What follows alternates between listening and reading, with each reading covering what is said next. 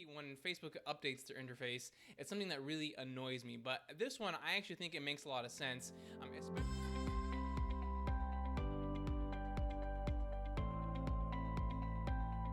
What's up, everybody? Alvaro here from Alvaro Barrios Digital, and today we are covering the brand new Facebook ad objective interface. Now, this is a perfect time for me to cover this topic on this channel because I actually just got done with a 4-part series on demystifying the various Facebook ad objectives. And if you did not catch any of those, guess what? You're in luck. I'm linking them all down below. That way you can binge watch them after checking this video out. But if you did tune in to any of them, you may have noticed something a little strange going on, is that I was showing multiple Facebook ad objective interfaces in some of those videos. Why? Because some people are still on the old original interface and some people are on the new interface. Now, this new interface, Facebook is calling it ODAX, which simply stands for Outcome Driven Ad Experiences. Now, what they are doing here is that they are taking the original Facebook ad objectives, all 11 of them, which you can see here in this screenshot, and then they are simplifying it down to simply 6 Facebook ad objectives, which you can see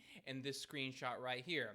Now, what does this mean for you, the advertiser? Are some of your favorite and most coveted objectives going away?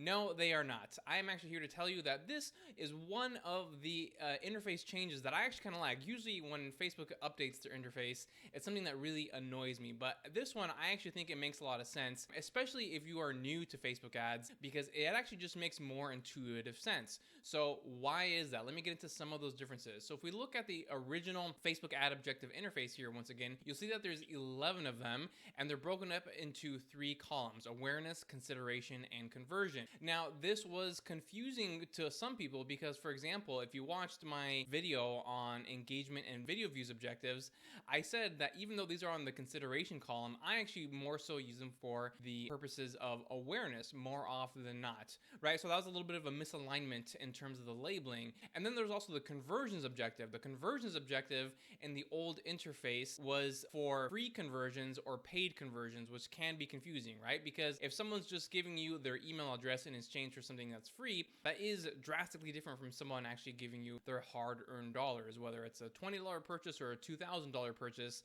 right? Those are very different from giving you their email for something that is free in return. So with the new interface, it actually simplifies those things where you can specify, okay, I'm going here for leads, let's say in this example, and you choose the leads objective. That's clearly something that is free, but if you are going for purchases, that would be sales, and so you choose that objective. Now, I did mention earlier, even though there are 11 original objectives and now there's 6, don't worry, those other 11 are not going away. The others are still in there, but they're embedded within these 6 objectives. Now, before I go on and share my screen and walk you through how that looks, one thing I want to tell you is that you're probably wondering, hey, I don't have this interface update yet. When am I getting it? And that's okay, don't worry. They're doing a slow rollout. I would actually say the vast majority of my clients do not have this updated interface yet, but Facebook has announced that by Q3, at some point during Q3, everyone is going to have the updated interface. So without further ado, let me go ahead and share my screen and I'll walk you through how you can still find some of those original objectives that you always enjoyed. All right, so let's go ahead and start with the first objective here, which is the awareness objective.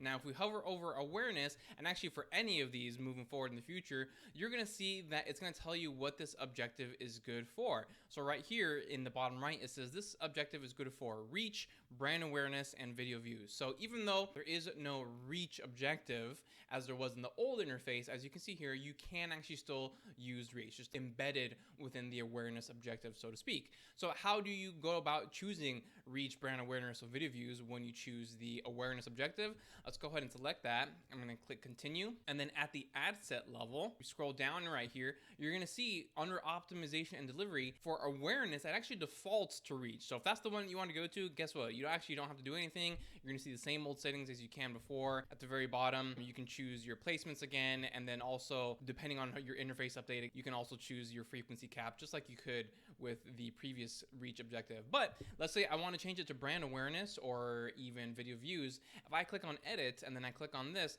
here are all those other options. I actually have additional options as well. I can optimize for impressions. I can optimize for ad recall lift. That's actually the same thing as brand awareness. I can optimize for through plays, which is a 15-second view on a video, or I can optimize for 2-second video views right there. So you can see here that I can go ahead and let's just say I want to choose through plays, and then the interface changes a little bit, and now I'm optimizing for through plays as opposed to reach. But like I said, if reach is the one you want, then you can go ahead and choose it right there. So I'm gonna go ahead and discard this, and we're just gonna keep on moving on and keep on selecting the various objectives. So traffic is actually the same. There's nothing different here, but the good thing about traffic is that if you actually recall back to the old interface, this was basically the one objective of those original 11 that had sub objectives to it, right? You could choose link clicks or landing page views, and it's actually the exact same thing here. If we go to the ad set level, go down to optimization delivery, you can see right here it defaults to landing page views, but I can still click on other options and do things like impressions or daily unique reach. So still very, very similar to how it was before. So that is the Facebook ad objective right there for traffic. Now let's keep on moving down, go to engagement. So here we see some of the new options. Here it's telling us that engagement is good for Messenger, WhatsApp, and Instagram Direct, video views, and post engagement. So let's go ahead and continue. And again, all these changes where you can choose the sub objective, as we call it here in this case, it's always at the ad set level. Now this one is a little bit different because you can see here, you actually get to choose where the quote unquote conversion happens here. By conversion, they just mean the engagement. And you can actually choose where that happens. You can choose it's on your ad, it's on the messaging apps, it's on the website, it's on your apps, or on your Facebook page, which I actually think is pretty cool, right? You can actually get much more granular in terms of where this engagement actually is happening. And then below these options, you can then choose, okay, video views, post engagement, or even event responses. So if I choose post engagement, and then let's just say, for example, I choose Facebook page, then it's going to optimize for people going over to my Facebook page. Or if I choose on my ad and I do video views, then it's going to optimize for people watching the video on that. So you actually get a little bit more control and granularity than you did before, which I think is a great thing, because sometimes, right, you did want to really tell the algorithm where this engagement is supposed to take place, and now we actually have that power and flexibility. So moving on here, now we're going to do the leads objectives. Hey, and before we move on to the next objective, do me a huge, huge favor and hit that like button. It really lets me know if this type of content is valuable to you. And if you haven't done so already, definitely hit that subscribe button and turn on your notifications. That way you don't miss any of the videos I put out in the future. All right, let's get back to it. So this is basically the conversions objective from the previous interface, but like I said earlier, conversions is now broken up into two objectives, leads and sales. You choose leads whenever you are optimizing for conversion that is free, in the sense that someone gives you their email, their name, maybe sometimes even their phone number for some type of lead magnet, or maybe they're trying to opt into a webinar, a training, whatever it might be. That's what this one. So think of this as free conversions, so to speak. So you go ahead and click on leads and then continue. And then as always, at the ad set level, oops, I went to the ad level there. At the ad set level, we can choose the various objectives here. If I wanted to do the form, what was previously known as the lead generation form, I would choose this one right here. If I wanted to get messages to my page, I would choose Messenger. If I wanted to get phone calls, I would choose calls right here. Or if I wanted to get app downloads, I would choose that right there. So you get to, again, choose kind of the granularity of it. And then let's just stick with website conversions right now, because that's going to be, I would say at least 90% of the cases when someone chooses the leads objective. If we go down here, you'll notice for the conversion event, there's actually some that are not available. So I can choose lead. That's right there. I can choose complete registration, contact, find location, submit application. All of those are fine. But if I keep on scrolling down, you'll notice that I cannot add payment info or purchase or add to cart, anything like that, because those are all purchase transaction related, meaning this is no longer something that's free, but we chose the lead objective. So that's for something that's free. And so these are grayed out and I cannot choose them, but I can go ahead and pick lead. Where did the lead one go? Awesome. Oh, there it is, lead. And then I can just move on like normal from there. All right, and then for the second to last option is app promotion. There's actually really nothing too much different right here, and I've actually never ever run the app installs objective because none of my clients have apps. So I'm actually gonna skip that one for now. I'm sure this is something that is in your niche. There's other videos out there that are super helpful for you, but it's pretty much the same thing. If someone wants to install your app, then you just choose the app promotion.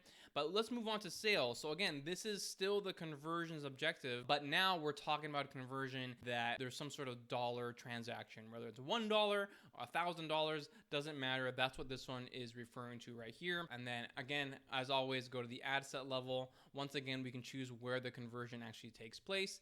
But then if we go down here, you'll notice now the ones that were previously available are now grayed out. So I cannot choose lead, and I cannot choose contact. I cannot choose find location, schedule. So all the ones that were available to me before are now no longer available. And the ones that I can choose from right now are purchase related ones, such as, purchase, add to cart, initiate checkout, and all that kind of stuff. So I can go ahead and just choose purchase right here, and then I'm off to the races, and I can set up my campaign the same way I did before. So hopefully that breaks it down a little bit more for you. Like I said, this is a pretty intuitive interface, especially for those people who are brand new. I think starting off is going to make a lot more sense. A little bit of an adjustment for people who have been on the platform for a while, but hopefully this video was helpful in that sense.